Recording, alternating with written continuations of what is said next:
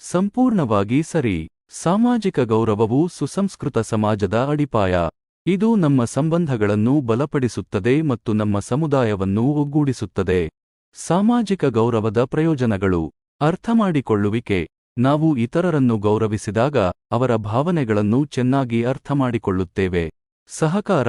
ಗೌರವದ ವಾತಾವರಣವು ಸಹಕಾರವನ್ನು ಬೆಳೆಸುತ್ತದೆ. ನಂಬಿಕೆ. ಗೌರವವು ನಂಬಿಕೆಯನ್ನು ನಿರ್ಮಿಸುತ್ತದೆ. ಸಂತೋಷ. ಗೌರವಿಸಲ್ಪಡುವುದು ಮಾನಸಿಕ ಆರೋಗ್ಯಕ್ಕೆ ಒಳ್ಳೆಯದು. ಸಾಮಾಜಿಕ ಗೌರವವನ್ನು ಹೇಗೆ ಹೆಚ್ಚಿಸಬಹುದು? ಇತರರನ್ನು ಕೇಳುವುದು.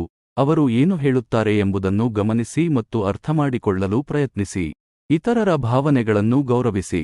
ಅವರು ಏನು ಅನುಭವಿಸುತ್ತಾರೆ ಎಂಬುದನ್ನು ಅರ್ಥಮಾಡಿಕೊಳ್ಳಿ ಮತ್ತು ಅದಕ್ಕೆ ಅನುಗುಣವಾಗಿ ವರ್ತಿಸಿ.